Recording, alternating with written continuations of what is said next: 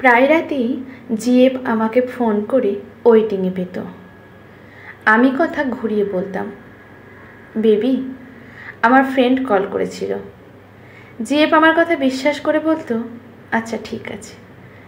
আমি শান্তিতে নিঃশ্বাস ফেলে জিএফের সাথে 5 মিনিট কথা বলার পর বলতাম, আমার শরীরটা খারাপ লাগছে, ঘুমিয়ে যায়। জিএফ আমার কথা শুনে বলতো, আচ্ছা ঘুমিয়ে পড়ো বাবু তুমি, আমার ঘুম লাগছে না। আমি এইভাবে দিন দিন তাকে অ্যাভয়েড করতে লাগলাম। আমার এখন আর ওকে ভালো লাগে না তা নয়, আমি এই সম্পর্কে বিরক্ত হয়ে গেছি। প্রতিদিন ফোনে কথা বলা, দেখা করা আমার আর ভালো লাগে না। জিএফ এইসব হয়তো বুঝতে পেরেছে, তাই আর দেখা করার কথা বলে না। আমি প্রায় রাতে ওয়েটিংয়ে থাকতাম আর সে আমার বারবার কল করত। সেদিন রাতে 3টের সময় ফোনে কথা বলছি, তখন হঠাৎ ফোনের দিকে তাকিয়ে দেখি 53টা ফোন কল এসছে ওয়েটিংয়ে। আমি ফোন ব্যাক করে শুনতে পারলাম জিএফ কান্না করছে। কান্না করে করে আমায় বলল, আজকেও কি ফ্রেন্ড কল করেছিল? আমি তার কথা শুনে চুপ করে থাকলাম, কিচ্ছু বললাম না। 2 দিন পর এক বিকালে তার সাথে দেখা হলো সেই পার্কে, যেখানে আমি তাকে প্রথম ভালোবাসার কথা বলেছিলাম। আজ সে নীল শাড়ি পরে এসেছে। আমায় দেখে জিএফ অনেক খুশি। আমি ওর মুখ দেখে বুঝতে পারলাম সে খুশিতে ফোন ওয়েটিংয়ের কথা সব ভুলে গেছে। সে আমার পাশে বসে আছে। জিএফ, তুমি খেয়ে এসেছ? আমি জিএফ, বাড়ির সবাই ভালো আছে? আমি জিএফের দিকে তাকিয়ে বললাম, ভালো আছে। আমি এখানে তার সাথে প্রেম করতে আসিনি। আমি এসেছি এই সম্পর্ককে এখানেই শেষ করতে। আমার ভালো লাগছে না আর এইসব। সে ব্যাগ থেকে টিফিন বক্স পার করে বলল, তোমার জন্য নিজে বানিয়ে এনেছি, তোমার প্রিয় খাবার পাটিসাপটা পিঠে। আমি তার দিকে তাকিয়ে বললাম, আমি কিছু বলতে চাই তোমায়। সে তখন টিফিন বক্স খুলে হাতে চামচ নিয়ে বলল, খেয়ে বলো। আমি তার মুখে ভালোবাসা আর মিষ্টি হাসি দেখতে পেলাম, কিন্তু আমি আমার মন কঠিন করে বলে দিলাম সব ব্রেকআপের কথা। আমার কথা শুনে ওর হাত থেকে চামচ মাটিতে পড়ে গেল। তাকিয়ে থাকলেও অসহায় হয়ে। তারপর বলল, 5 বছরের সম্পর্ক আমাদের, আর তুমি বলছো এখন ব্রেকআপ? কোথায় হারিয়ে গেল তোমার সব প্রমিস, আমার হাতে হাত রেখে করা ওয়াদা? আমি তার কথা শুনে চুপ করে দাঁড়িয়ে আছি, কিচ্ছু বলছি না। সে আবার বলল, মনে আছে বলেছিলে আমার হাত ধরে এই জায়গায় দাঁড়িয়ে, আমি কোনো দিন তোমাকে ছেড়ে যাব না, আমি ভালোবাসি তোমায়। কোথায় গেল সেই সব কথা? কোথায় হারিয়ে গেল বলো? আমি তার কথা শুনে চুপ করে দাঁড়িয়ে থাকলাম। তারপর বললাম, আমি ভালোবাসতাম তোমায়, কিন্তু এখন আর বাসি না, আমায় ক্ষমা করে দাও। মনে করো এসব শুধু টাইম পাস ছিল, আর কিছু না। দয়া করে আমায় ভুলে যাও। বাবা মা যেখানে বিয়ে দেবে সেখানে বিয়ে করো, দেখবে অনেক সুখে থাকবে। সে আমার কথা শুনে চুপ করে দাঁড়িয়ে মাটির দিকে তাকিয়ে আছে। ওর চোখ থেকে টপ টপ করে জল মাটিতে পড়ছে। আমি তার কান্না দেখে বললাম, কান্না করে কি হবে? ভালোবাসা তো আর জোর করে হয় না। আর তাছাড়া আমার চাকরি নেই, বিয়ে করে তোমায় খাওয়াবো কি? সে কান্না মাখা চোখ নিয়ে আমার দিকে তাকিয়ে বলল, জল খেয়ে থাকতে পারবো, কিন্তু আমায় ভুলে যেও না। আমি বললাম, জল খেয়ে কি জীবন চলে? এইসব সিনেমায় হয়, বাস্তবতা অনেক কঠিন। সেদিন সে আমার চোখে চোখ রাখতে পারছিল না, শুধু কান্না করছিল। আমি ওর কান্না সেদিন দেখতে পাইনি। আমি অমানুষ হয়ে গেছিলাম। আমাদের ব্রেকআপ হয়ে গেল। আমি তার ফোন নাম্বার ফোন থেকে মুছে দিলাম। সে মাঝে মধ্যে আমায় কল করতো, কিন্তু আমি রিসিভ করতাম না। আমার এইসব বিরক্ত লাগতো। বিরক্ত লাগার কারণ, তখন আমার আরও একটা বড় লোকের মেয়ের সাথে প্রেম হয়ে গেছে। মেয়েটা আমায় বিয়ে করতে চায়। ওর নাম নাইবা বলি। তার সাথে প্রথম দেখা আমার একটা শপিং মলে। তখন জিএফের সাথে আমার সম্পর্ক ছিল, কিন্তু আমি সেই সময় জিএফের কথা চিন্তা করিনি। সেই বড়লোক মেয়েটি যেদিন প্রথম আমায় বিয়ের কথা বলল, তখন আমি কোনো কিছু চিন্তা না করেই হ্যাঁ বলে দিলাম। আমার মনে হয়নি জিএফের কথা, মনে হয়নি একটা বিশ্বাস আমার পথ চেয়ে আছে, আর সেই বিশ্বাসের নাম জিএফ। প্রায় প্রতি রাতে জিএফ আমায় কল করতো আর কান্নাকাটি করতো। আমি বিরক্ত হতাম, চুপ করে কান্না করা শুনতাম, তারপর বলতাম, তোমার কান্না করা শেষ, এখন ফোন রাখি, আমি ঘুমাবো। এই বলে ফোন কেটে দিতাম। কিন্তু জিএফ আমায় আবার ফোন করতো, তখন আমি বিরক্ত হয়ে ফোন অফ করে দিতাম। সেদিন রাতে ঘুমিয়ে আছি, তখন জিএফ ফোন করেছে। আমি ওর কল দেখে বিরক্ত হয়ে বারবার ফোন কাটছি, কিন্তু মেয়েটা ভীষণ ছেঁচড়া, কল করছে তো করছেই। শেষমেশ রাগ করে কল রিসিভ করে বললাম, সমস্যা কি তোমার? সে আমার কথা শুনে চুপ করে রইল, তারপর বলল, হ্যাপি বার্থডে টু ইউ। আমি তার কথা শুনে হাঁ করে আছি। আজকে আমার জন্মদিন, আমি ভুলেই গেছিলাম। আর নিউ জিএফ আমার একবারও ফোন করে কিছু বলল না, অথচ ওল্ড সেটা ঠিক মনে রেখেছিল। আমি সেদিন রাতে তার সাথে একটু ভালো করে কথা বললাম। আমি তার কণ্ঠ শুনে বুঝতে পারলাম ওর শরীর ভালো না। সে ফোন রাখার আগে বলল, চিন্তা করো না, আমি আর ফোন করব না, ভালো থেকো, নিজের খেয়াল রেখো। এই বলে ফোন রেখে দিল মেয়েটি।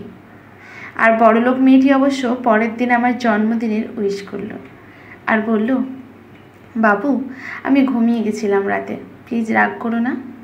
আমি আর তার উপর রাগ করে থাকতে পারলাম না। নিউকে পেয়ে আমি ওল্ডের কথা ভুলে গেলাম। এখন আর ওল্ড আমায় কল করে না, আমি এখন নিউকে নিয়ে ব্যস্ত। নিউ প্রতিদিন আমার সাথে দেখা করতো কফি শপে। এইভাবে দিন চলতে থাকে, আমাদের ভালোবাসা বাড়তে থাকে। রাতে খাওয়া দাওয়া করে ঘুমিয়ে আছি, তখন একটা নাম্বার থেকে ফোন আসে। আমি ফোন রিসিভ করে জানতে পারলাম এই নাম্বার ওল্ড জিএফের ফ্রেন্ড আকাশের। আকাশ আমায় বলল, দাদা আপনি কেন এমনটা করলেন ওর সাথে? সে না খেয়ে থাকে, কারোর সাথে কথা বলে না, বাড়িতে একা বসে কান্না করে। দাদা ওর অবস্থা খুব খারাপ, এইভাবে চলতে থাকলে সে বাঁচবে না। আমি আকাশের কথা শুনে রাগে ফুলে গিয়ে বললাম, তোর যখন এত চিন্তা তাকে নিয়ে, তাহলে তুই ওর সাথে প্রেম করিস না কেন? আকাশের সাথে কথা বলার সময় নিউ জিএফ 3-4 বার ফোন করে ওয়েটিংয়ে পেয়েছে আমার। আমি কল ব্যাক করে দেখি মেয়েটা মন খারাপ করে বসে আছে। আমায় বলল, তুমি কার সাথে প্রেম করছিলে গো?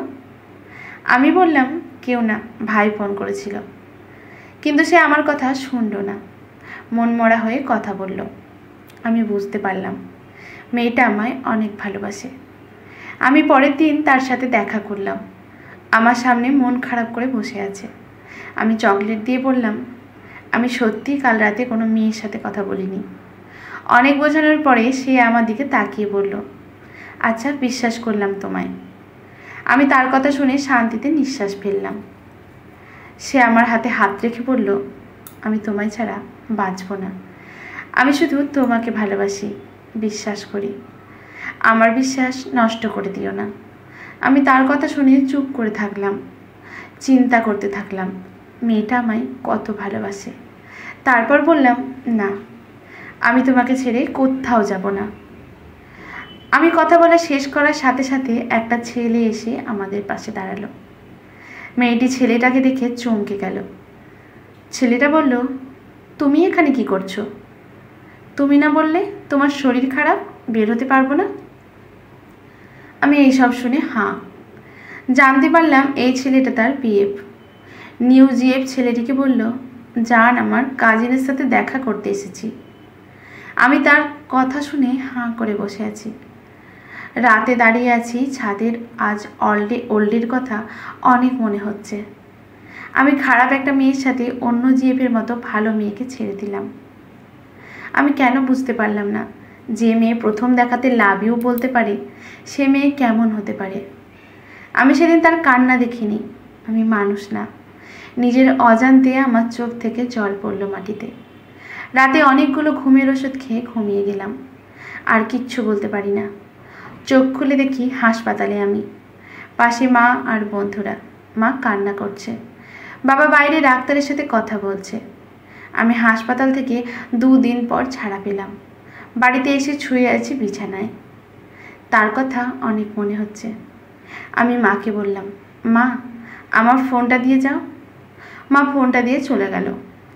আমি ফোন হাতে নিয়ে ফেসবুক ওপেন করলাম। দেখি অনেকগুলো মেসেজ জমে আছে। তারপর যা দেখলাম তা নিয়ে আমি নিজের চোখকে বিশ্বাস করতে পারলাম না। দেখি জিএফের বন্ধুদের স্ট্যাটাস, মেয়েটি এই পৃথিবীর মায়া ছেড়ে চলে গেছে। রোড অ্যাক্সিডেন্টে মারা গেছে 2 দিন আগে। আমার মাথা কাজ করা বন্ধ করে দিল। আমি ফোন রেখে ছুটতে গেলাম তার কাছে। আমি বসে আছি তার কবরের সামনে। চোখ থেকে টপ টপ করে জল পড়ছে মাটিতে।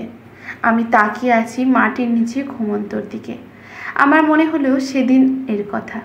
সেই দিন মেয়েটা আমায় বলেছিল, আমি জল খেয়ে থাকতে পারবো তোমার সংসারে, কিন্তু আমি তোমাকে ছাড়া বাঁচতে পারবো না।